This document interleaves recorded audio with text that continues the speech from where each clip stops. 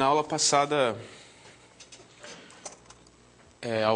acho que o Alex apontou que a gente estava precisando usar o lema do índice para campos que não eram necessariamente ortogonais à geodésica.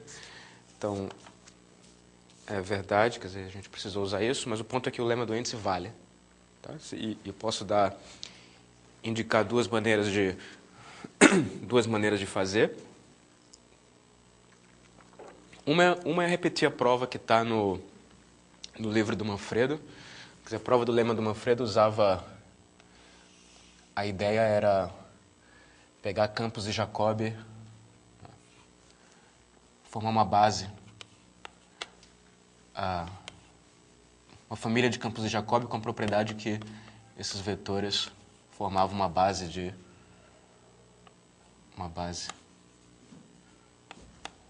do espaço perpendicular à direção da geodésica. Depois você pegava o campo qualquer e tentava escrever o campo qualquer como combinação linear dos vetores dessa base. Mas o ponto é que você pode acrescentar à lista o campo de Jacobi T, gama linha de T. Certo? E aí você fica com uma base do espaço inteiro. Então, novamente, você pega qualquer campo, você pode escrever como uma combinação linear dos campos JI e desse campo, digamos, J0, que é o campo T, gama linha de T. E aí repete a prova. Certo? Essa é a primeira observação. Só queria apontar aqui uma outra demonstração que usa o fato da geodésica ser minimizante, a priori. Então a ideia é a seguinte: você supõe que a sua gama é uma geodésica minimizante.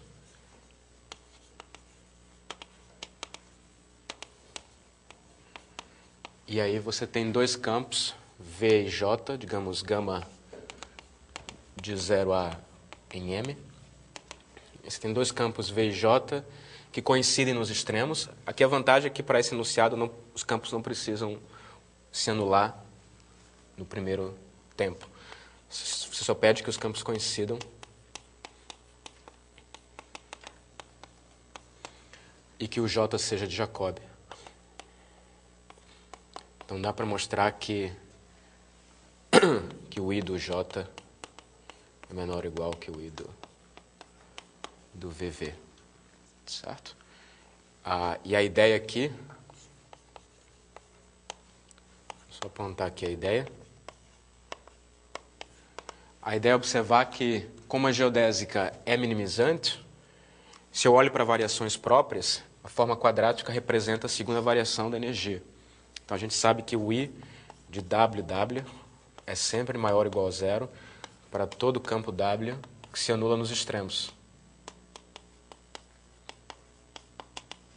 Segue da hipótese da geodésica ser minimizante. Por outro lado, você calcula, se J é um campo de Jacobi, você calcula o I de VJ, integra por partes, né? Você tem a fórmula que usa a primeira derivada. Mas se você integra por partes, vai aparecer a equação de Jacobi, que vai cancelar porque o J é de Jacobi. Então vai sobrar só os termos de fronteira. Os termos de fronteira são, como é que é? Eu vou passar a derivada para o J, né? Então fica assim, VJ' de A a 0. Ok? Só que nos extremos, o campo V coincide com o campo J. Então isso aqui é a mesma coisa que o J' de A a 0. Mas pela mesma razão, né? Pela mesma razão, isso aqui é o I de JJ. Certo? Então o que eu mostrei é que o I de VJ é igual ao I de JJ se o J é de Jacobi. Então aí fica fácil, porque você subtrai um campo do outro e fica com um campo que se anula nos extremos. Portanto, pela primeira propriedade, isso aqui é não negativo. Mas aí se você faz a conta aqui, distribui, como o I de VJ é igual ao I de JJ, no final das contas isso dá I de VV menos I de JJ. Então você conclui que o I do V é maior ou igual que o I do J. Certo? Na verdade, a gente não usou que a geodésica era minimizante, só usou que a forma é não negativa. Mas isso é suficiente para provar o teorema do índice. E aí, depois que você prova o teorema do índice, você já sabe que isso aqui vale se você não tem pontos conjugados, né? Então, eu poderia tirar isso aqui e colocar só que não tem pontos conjugados. Tá bem? Então não tem problema. Tá claro aí? Ok. Então, ao longo do curso, a gente provou alguns teoremas sobre variedades de curvatura positiva. Agora, no final, é interessante olhar um pouquinho para as que têm curvatura negativa. Certo? E, novamente, a ideia é a mesma, né? Você quer estudar a topologia dessas variedades. Uma pergunta é, será que toda variedade compacta tem uma métrica de curvatura negativa? A resposta é, obviamente, não, né? Porque a gente sabe que a esfera ou o toro não tem métrica de curvatura negativa. Você pode usar o Gauss-Bonnet, mas você pode aqui, no caso da esfera, também usar o teorema de Hadamard. O teorema de Hadamard diz que o recobrimento universal teria que ser o R2, que não é o caso da esfera, né? O recobrimento dela é ela mesma. Então a gente sabe, então, se você sabe que nem toda variedade admite métrica de curvatura negativa, você quer entender quais são as obstruções, ou seja, quais são as propriedades topológicas que têm que ser verificadas se você quiser ter chance de construir uma métrica de curvatura negativa. E a gente conhece uma, que é o teorema de Hadamard. A gente sabe que o teorema de Hadamard implica que se você tem uma variedade compacta,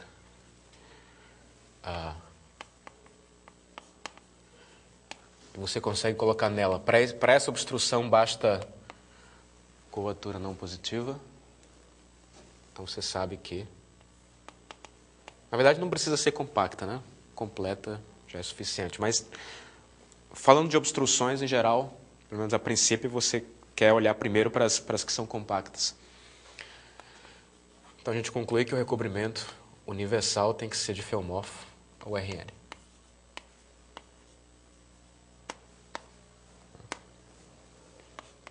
Ou completa.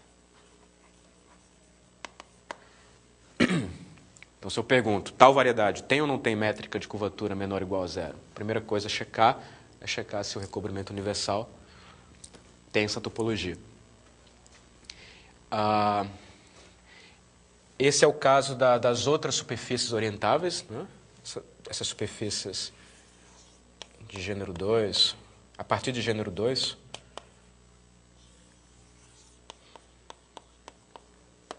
todas elas têm métrica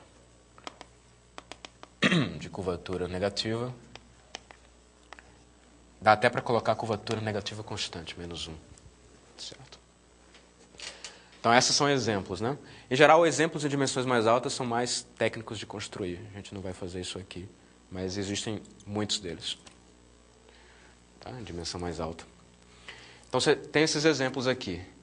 E o ponto é que, se você sabe que o recobrimento universal é o Rn, isso implica, aqui eu não vou ser tão preciso, só quero fazer um comentário, isso implica que os chamados grupos de homotopia da variedade original, de ordem maior, são todos iguais a zero.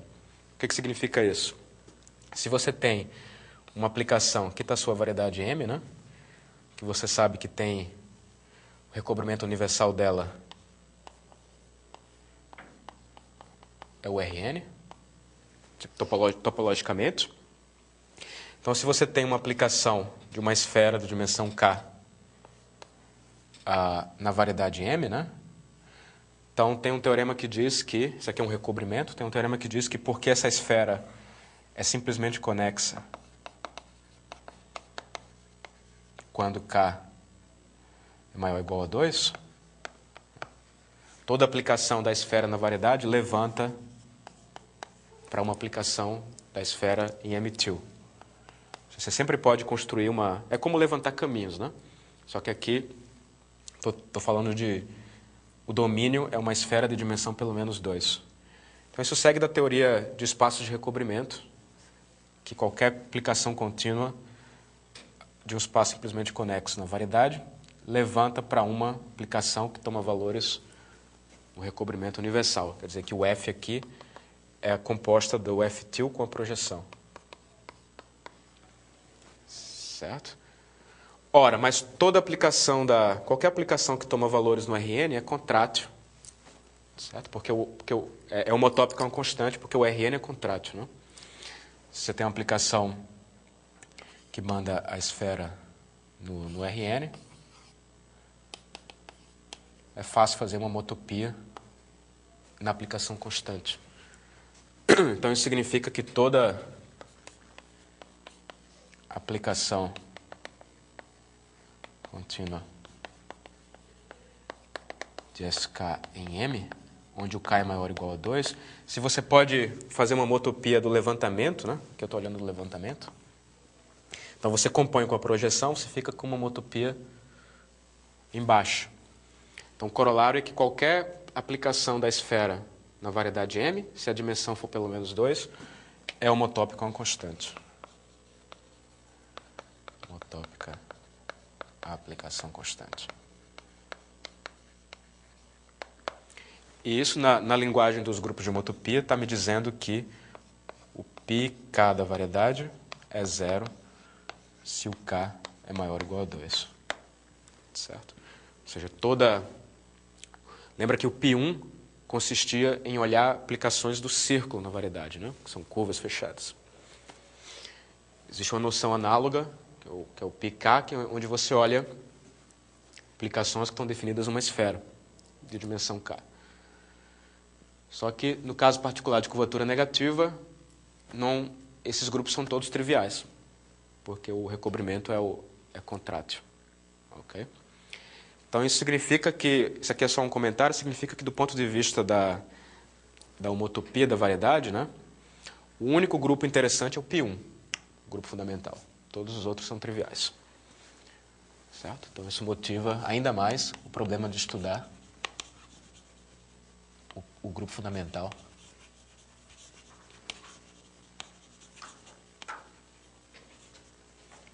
O π1, né? Das variedades. Vamos colocar aqui compactas de curvatura negativa.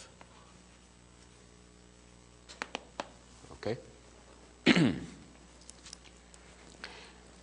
Quando a gente falou aqui do Singe-Weinstein, né, a gente conseguiu informação sobre o grupo fundamental das variedades de curvatura positiva. Né? Agora a gente vai fazer o contrário.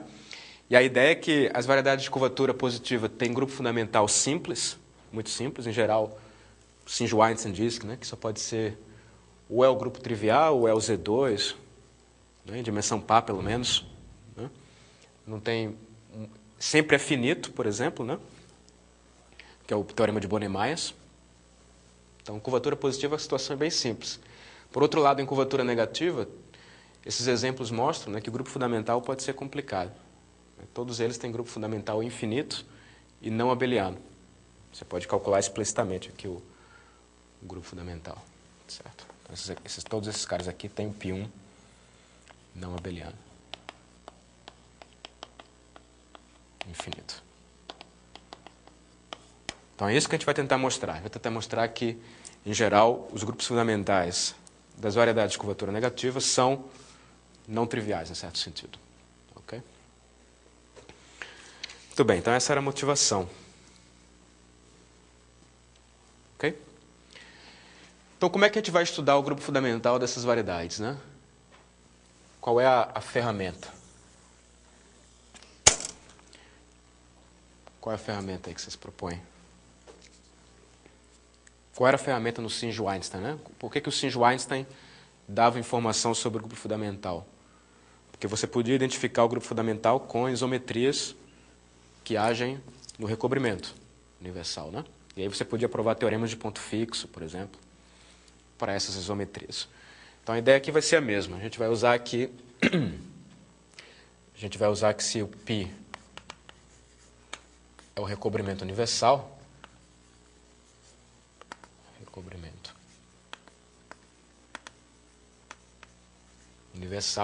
universal significa que a M-til é simplesmente conexa. Então, eu sei que o grupo fundamental da base pode ser identificado com o grupo dos automorfismos da M-til. Né?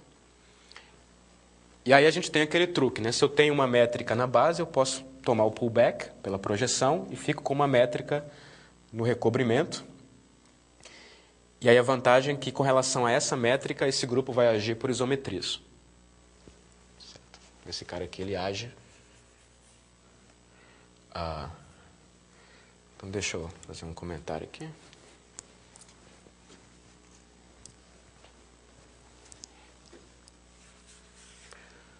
Bom, então, se M tem curvatura seccional negativa, né, em todos os planos, então a curvatura da M-til vai ser negativa com a chamada métrica do recobrimento.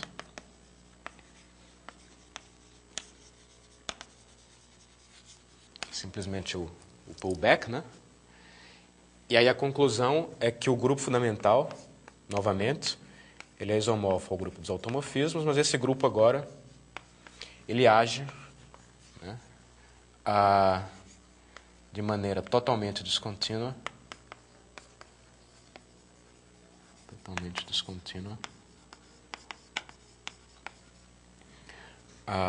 Isometricamente, ou seja, cada automorfismo vai ser uma isometria, né? Isometricamente. Em M-til, que é uma variedade de curvatura negativa e simplesmente conexa. Então, a moral da história é que a gente não vai olhar diretamente para o grupo fundamental. A gente vai olhar para grupos que agem em variedades de curvatura negativa. E vai tentar mostrar alguma coisa sobre esses grupos. Ok?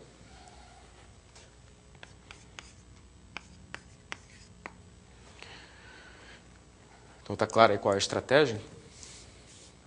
Então, deixa eu só lembrar aqui como é que é feita essa identificação, só para a gente... Porque, no caso de curvatura positiva, do Singe-Weinstein, a gente nunca usou explicitamente como que era feita a identificação, né? A gente usou propriedades que a gente já conhecia desse grupo. Aqui vai ser importante saber como é que é. Então, lembrando como é que a gente faz isso. Eu quero identificar o grupo fundamental da base com o grupo dos automorfismos. Então, o que você faz é o seguinte, você fixa um ponto na base, né? Aqui está M, eu vou desenhar aqui em cima a M-til. E aí eu tenho a fibra sobre esse ponto, né? Então, eu posso escolher um ponto aqui, P-til, que é projetado no P, mas pode ter vários outros aqui, né? Assim por diante. São todos os pontos que são projetados aqui no P. Vocês podem pensar, por exemplo, no R2, com o grupo das translações inteiras agindo, né? Essa seria a figura. E aí a observação é que, se eu pegar, por exemplo, um outro ponto na fibra, né, e pegar qualquer caminho que liga esses dois pontos, né, então posso projetar esse caminho aqui na base, isso vai me dar um elemento do grupo fundamental. E o ponto é que esse cara aqui é trivial, né, somente se o caminho volta no P-til. Quer dizer, se você pega um caminho que liga um ponto a outro ponto diferente da fibra, o elemento correspondente aqui no grupo fundamental vai ser não trivial. Quer dizer, um teorema, né? O teorema é que você pega duas curvas fechadas aqui na base e elas são homotópicas se somente se os levantamentos terminam no mesmo ponto. Essa é uma propriedade do do recobrimento universal. Por outro lado, se eles terminam no mesmo ponto, eles são sempre homotópicos, né? Porque esse cara é simplesmente conexo. Tá? Estou só aqui lembrando um pouquinho da teoria de espaço de recobrimento. Então, o que você faz é o seguinte. Então, eu quero construir um automorfismo que vai mandar esse ponto aqui, petil 1, sei lá, nesse outro ponto aqui. Não dá número, não. Vou chamar esse aqui nesse outro ponto. Então, o que você faz é você escolhe um caminho qualquer, ligando os dois, e olha para a projeção desse cara, né? Chama esse cara aqui de alfa til, sei lá. Olha para o alfa que projeta. Certo?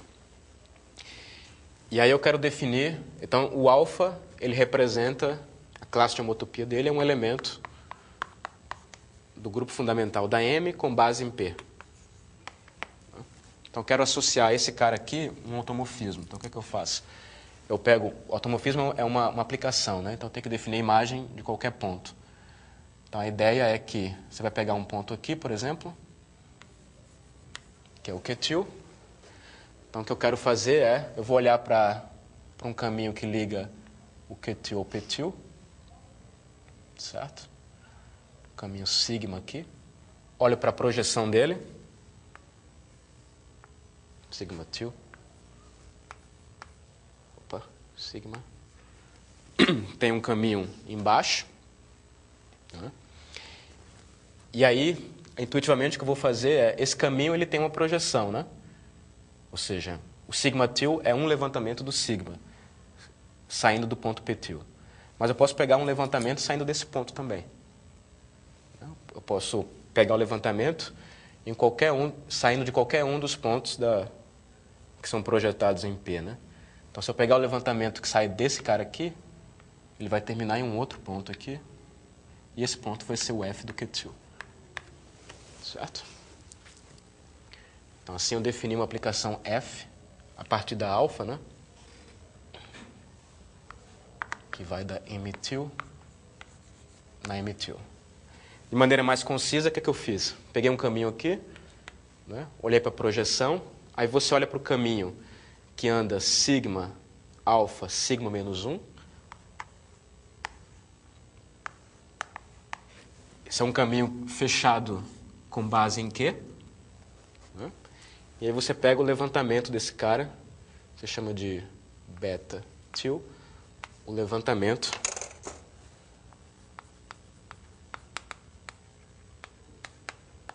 desse caminho saindo do Q-til.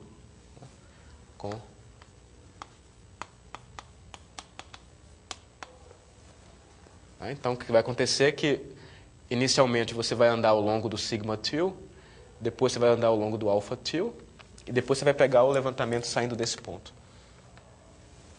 No final das contas, você então define o F, isso aqui seria a definição, o F do Q-til, simplesmente o ponto final dessa curva.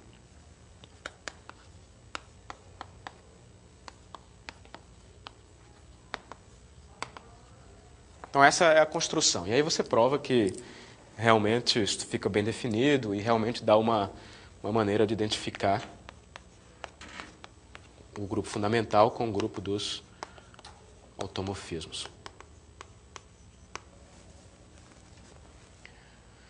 Ok, certo? Perguntas? Só lembrando aí.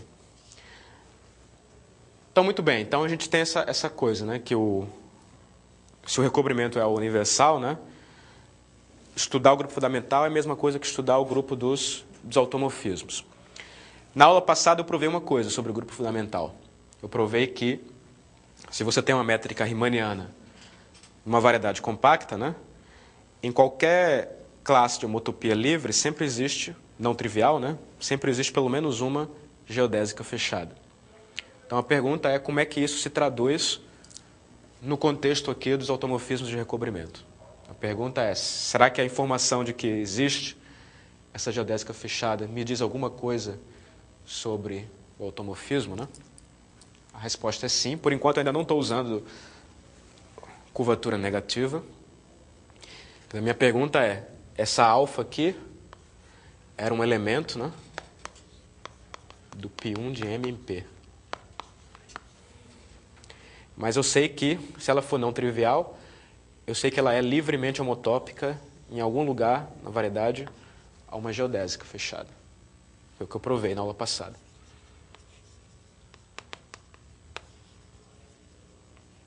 A alfa, homotopia livre aqui. Então, a minha pergunta é, o que eu posso falar sobre automorfismo? Usando o fato de que essa geodésica existe. E aí, esse é o conteúdo dessa proposição. Ela diz o seguinte, você supõe que M é compacta, riemanniana, né?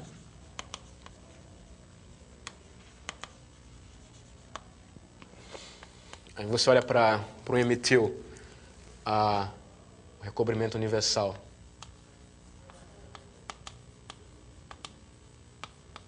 Com a métrica do recobrimento.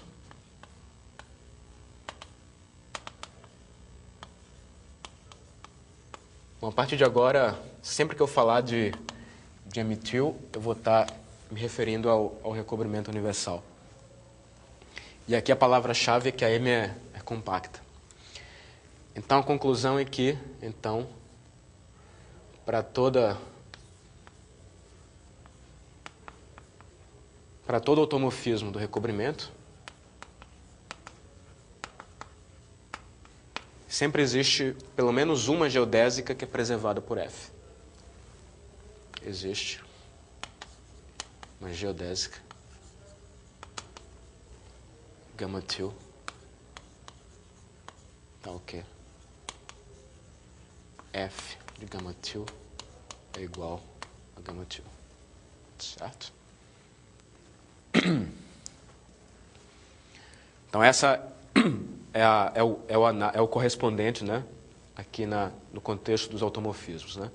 Qualquer automorfismo vai ter que ter uma geodésica aqui que é preservada pela isometria. E esses caras são chamados de translações. Né? Quando isso acontece, se diz que F é dita translação ao longo de γ-til. Quer dizer, uma translação é uma isometria sem pontos fixos, que é o caso aqui dos automorfismos de recobrimento, que preserva uma geodésica. Por que o nome translação? Bom, porque como ela é uma isometria, né? O F... Como é que eu escrevo isso aqui? É fácil, é um exercício checar que nesse caso, se você olhar para a parametrização da geodésica, né, não tem muitas possibilidades. Isso aqui vai ter que ser uma curva com o mesmo traço, né, e é uma isometria. Então, isso aqui vai ter que ser alguma coisa assim, mais ou menos T, né, talvez seja uma reflexão, mais uma constante K, uma constante C, sei lá. Então, a menos de uma reflexão, ela está transladando a geodésica. Certo? Por isso o nome. Então, vamos demonstrar essa proposição.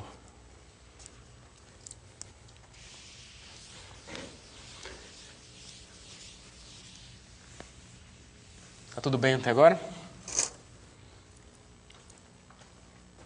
Ok, então a gente vai tentar aproveitar essa figura aqui, mais ou menos, né?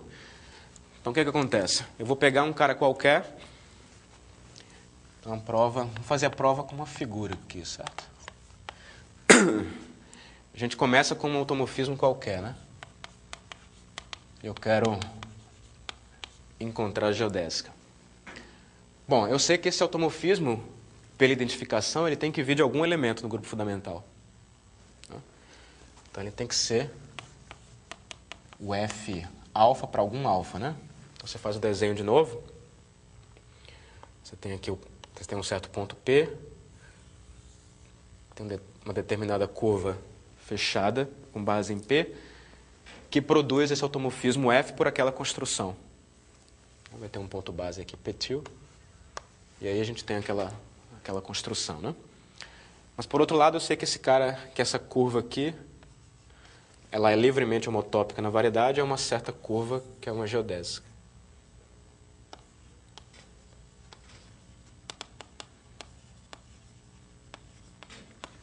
Então, o que eu vou fazer é, eu vou usar essa geodésica para construir um automorfismo que vai preservar o levantamento.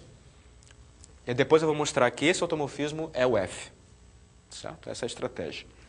Então, primeiro eu vou construir o automorfismo. Então, você escolhe um ponto Q qualquer aqui na geodésica, fechada. Escolhe um ponto qualquer no levantamento, no recobrimento, Q-til. E aí você levanta a geodésica, né? Você levanta a geodésica.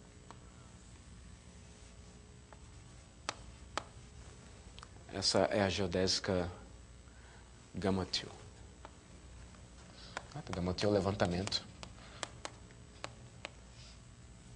de gama a partir do Q-til.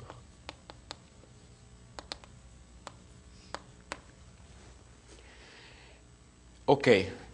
E aí, da mesma forma que eu faço a identificação usando curvas baseadas em P, eu posso fazer a identificação com curvas baseadas em Q também. Certo? A minha construção ali, eu escolhi o P, mas eu poderia ter escolhido o Q. Certo? Então, só para ser um pouquinho mais preciso, né? Quando eu digo que a F é a F que veio da alfa, eu estou usando a identificação baseada em P, né? Então, vamos colocar o P aqui só para ser um pouquinho mais preciso. Então, o que eu vou fazer agora, eu vou usar a identificação baseada em Q. Então, eu vou construir um outro cara, uma G, uma H, sei lá, que vai ser o automorfismo associado à curva gama com base em Q. Aí, esse cara, novamente, vai ser uma aplicação, vai ser um automorfismo.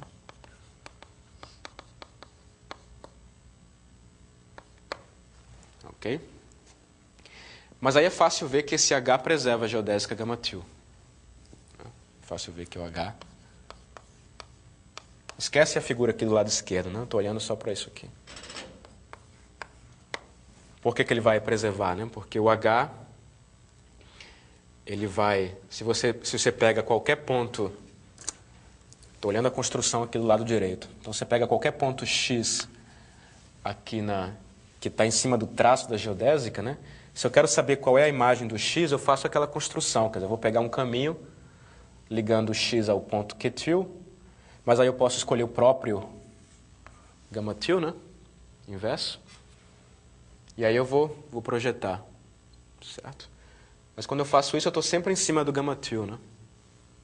Então a curva que eu vou ficar aqui embaixo, ela vai estar sempre em cima da gama. Quando você levanta, vai dar um cara na geodésica gama-til. Certo? Quer dizer, em algum lugar aqui vai ter vou fazer um desenho só. Em algum lugar aqui você vai ter o F, o H do Q-til. Ela manda o Q-til aqui, por exemplo, pela H. Se eu escolher um X aqui no meio e eu fizer a construção, eu vou ter exatamente o cara, digamos, a menos de reflexões, né? A mesma distância aqui do H do Q-til. Essa distância aqui é exatamente a mesma. Ok? Tá claro? Quer dizer, eu nunca saio da gama-til porque a curva está sempre aqui embaixo na gama. Então, esse cara é fácil mostrar que ele preserva a gama-til, né? O que eu preciso fazer agora é mostrar que ele coincide com a F. Certo? Então, para mostrar que dois automorfismos do recobrimento coincidem, o que é que eu preciso fazer?